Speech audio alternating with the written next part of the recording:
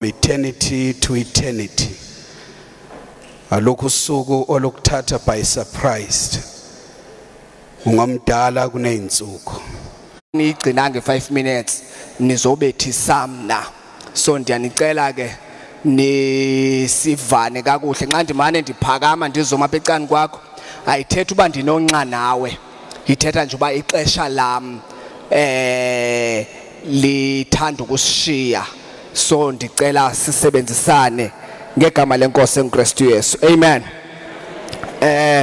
Ngoku ke sizawudlulela kumcongo ezantsi which is ndiyacela abantu badala ndicela sizame ukungathethi and si drownane within the talking eyenzeka apha ngezantsi so that inkqubo yethu ibe nokuthula nokuzola.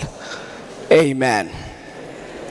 So ndicela ngasidlule emgcenge ezantsi ithi iprogram yethu siya kwi life history and ke ngoku yona ine obituary which is an audio. So ngalomzuzu ndiyawucela ke sincedisane neteam yethu ye sound so that we can listen to a life history kamfundisi wethu Nomonde Patience Vakalisa. Sesilungile apho kwi audio. Ndicela ninisignalele. Oh ingapha ya ndijonga icala wrong. Okay. Siyabulela. Ngalomzuzu ndicela simeni ngenyawo sonke. As we are about to hear obituary from the sound. Ndicela simeni nje ngenyawo enkosi.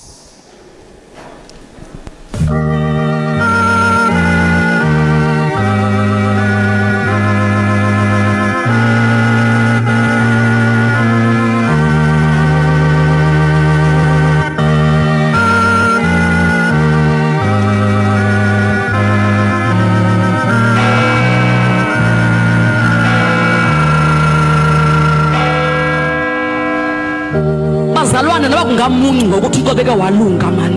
uThixo beke wamhle bazalwane. Nokuba kuyatshisa uThixo beke wakupholisa. Noba uke wanenceba uThixo has healed you. Noba uke wabroken in your life God beke wakuphilisa mani. Sasazi ongasekhoyo umfundisi uNomonde Patience Vakalisa. uNomonde Patience Vakalisa uzalwa yena nguNombulelo Alice Vakalisa kwakunye noRobert Cele ongasekhoyo. Wabona ke ilanga ngomhla we-15 kwinyanga kaAugust ngonyaka ka-1977.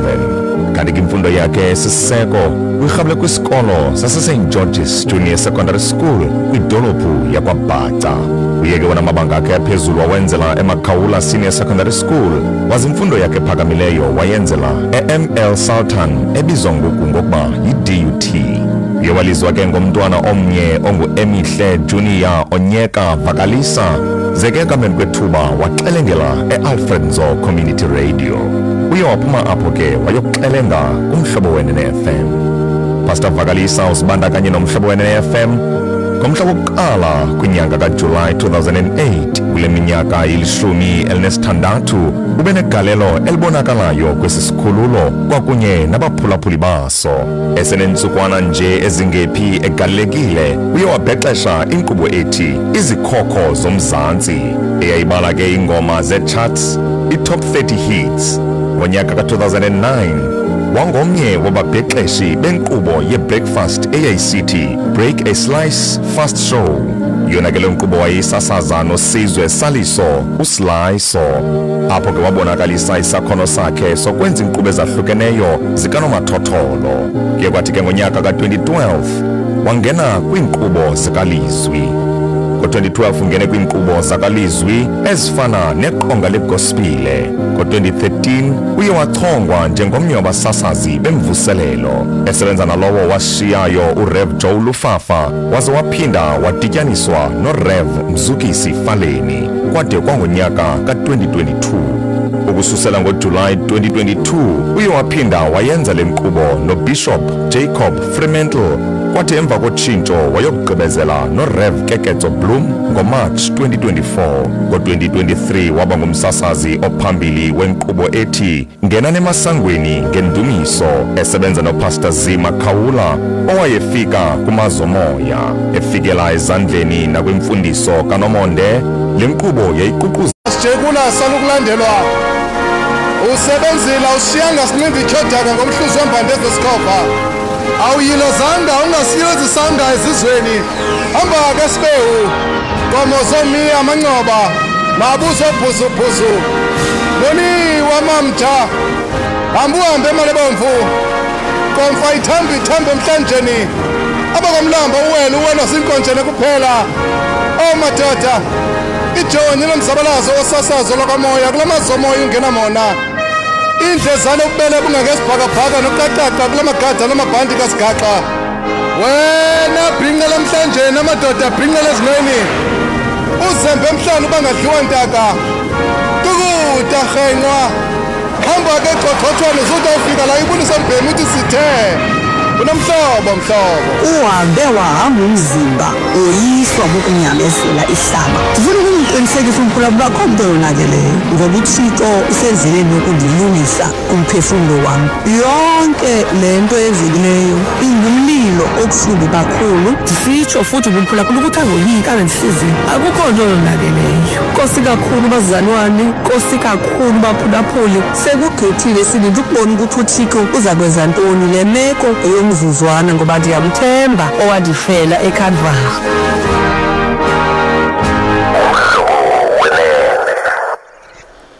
Amen, amen, amen, amen, amen, amen, amen, amen, amen.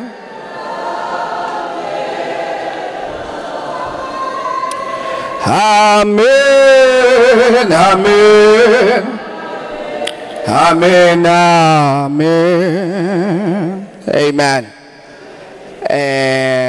Ngelithuba ndizawucela ukucela ispeaker from the family uMr Mncedi Vakalisa asondele ngaphambili.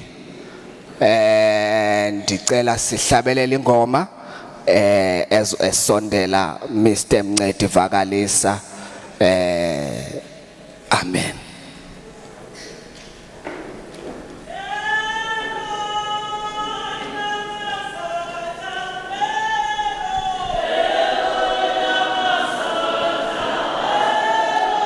Eloi, hey,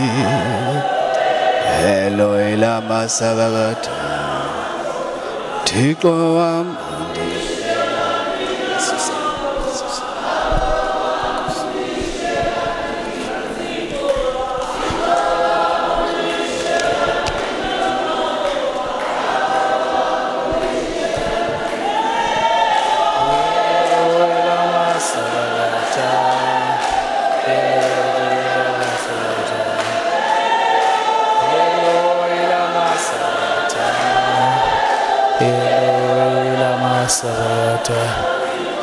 Thixo wami undishiyela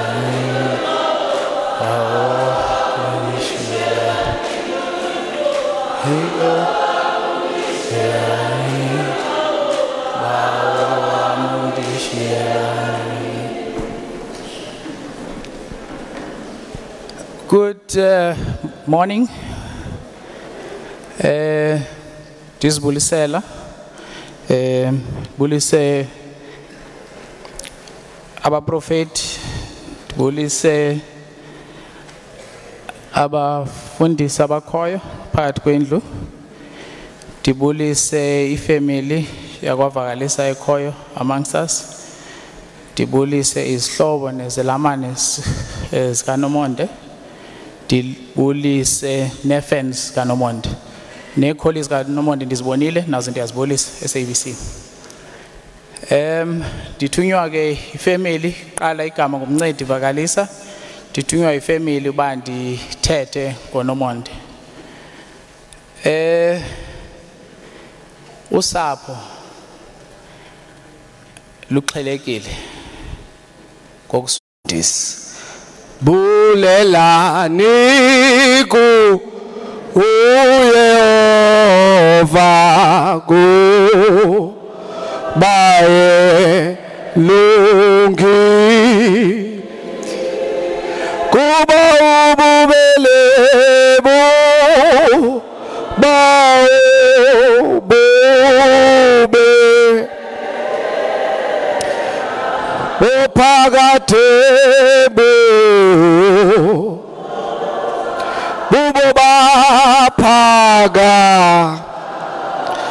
bubo baphakathegu bubo bapha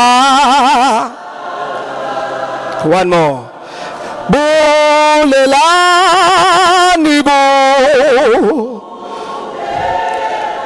bulelani go elungile go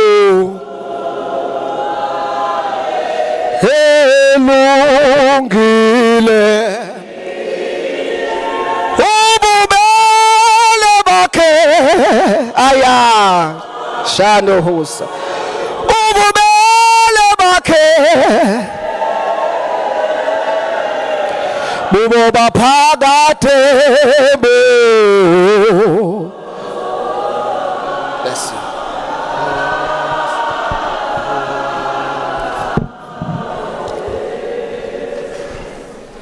Amen.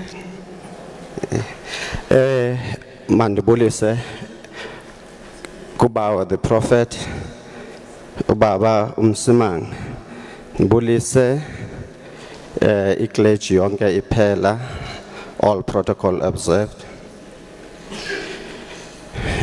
program director nguthulani lo ume apha isename ngumngenela okhaya ke lilapha eMount Frere emvuzi oxele ngake ePort Elizabeth ndihamba ke nonkosikazi kuba nditshatini the reason ke yoba ndize naye apha ukhe wanexesha engayiqondi ifriendship yami noNomonde